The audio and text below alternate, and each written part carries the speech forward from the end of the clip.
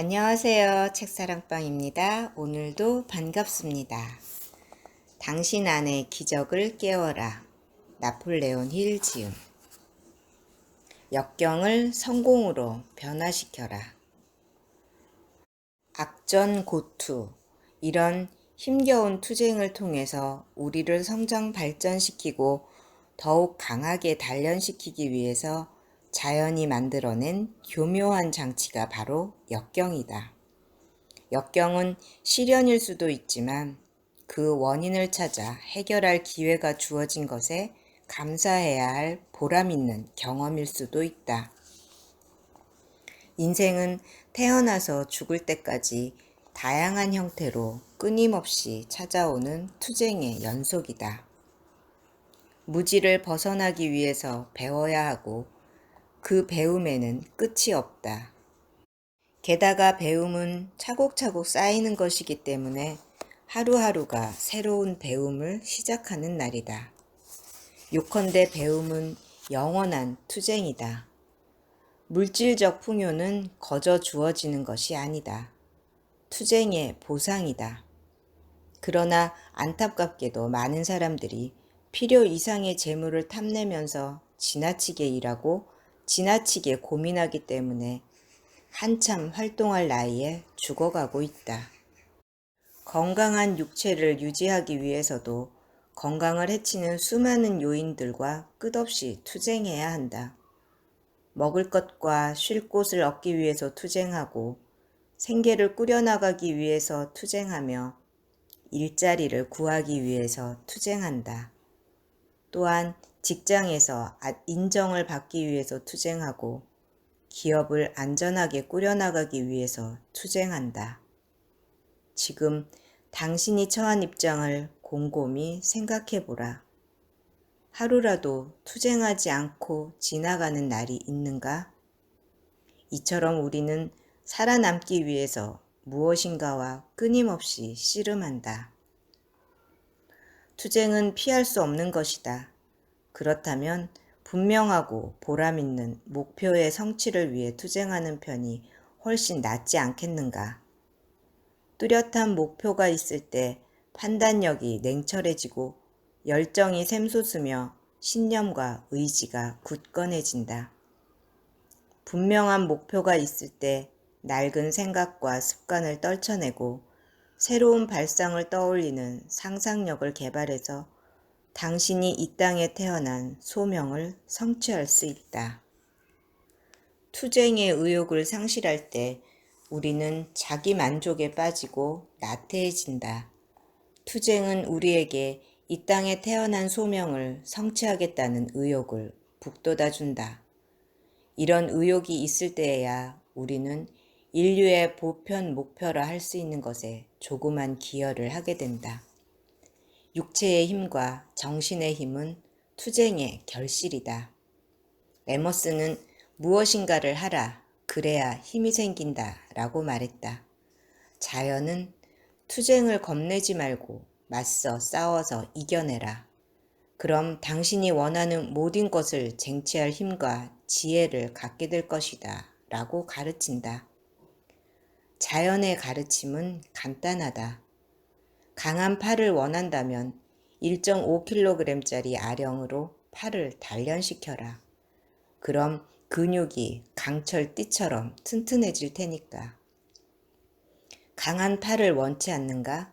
그렇다면 팔을 삼각건으로 묶고 몇 개월 동안 사용하지 말라. 어떤 경우에도 사용하지 말아라.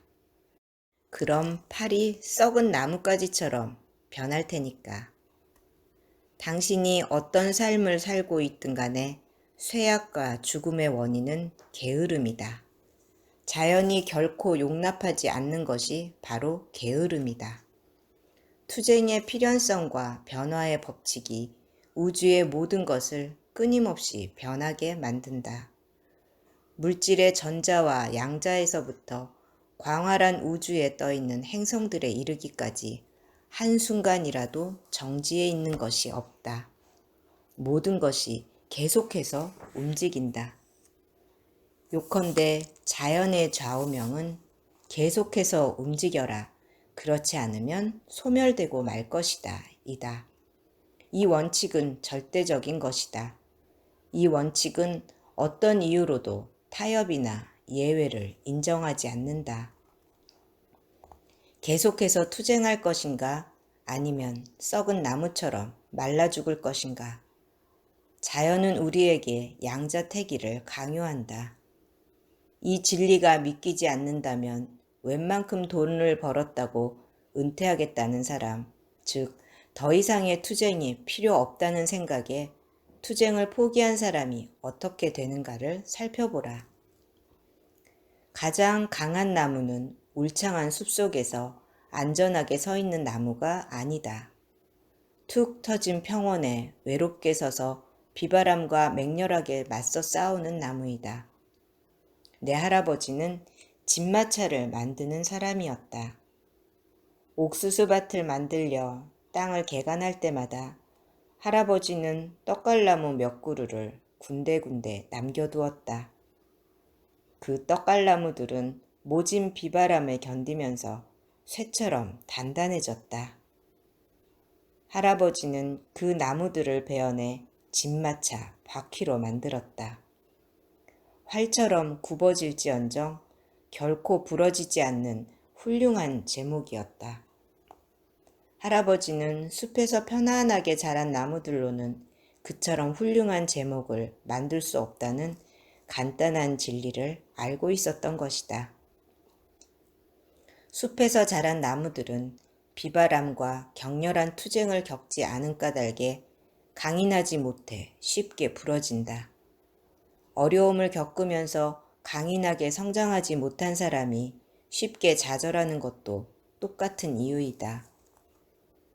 대부분의 사람들은 가능한 한 어려운 상황을 피해가면서 편하게 살려 한다. 그러나 이런 삶은 최소한의 저항에도 강물의 흐름이 바뀐다는 진리를 깨닫지 못한 증거이다. 대부분의 투쟁에는 고통이 따르게 마련이다.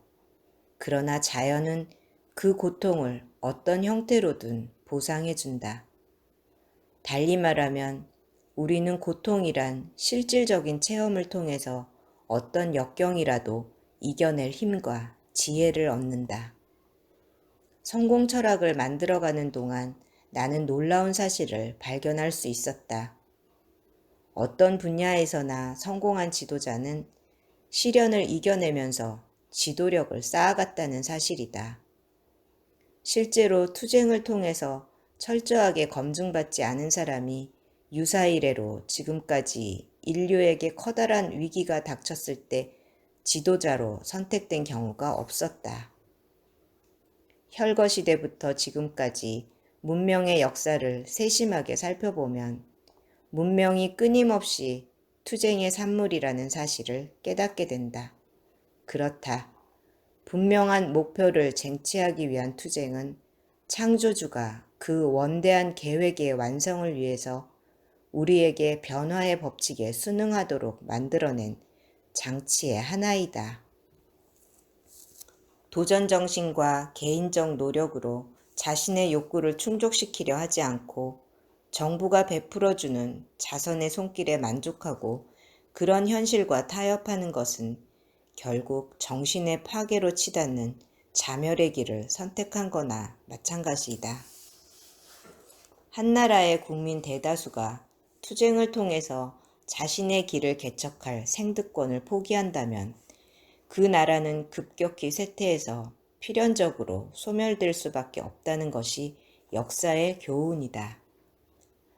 정부의 구호품에 의지해 살아가면서도 정부에게 더 많은 것을 달라고 요구하는 사람은 이미 정신적으로 죽은 사람이다. 몸뚱이는 멀쩡히 살아서 걸어다니겠지만 미래의 희망이라고는 없는 빈 껍데기일 뿐이다.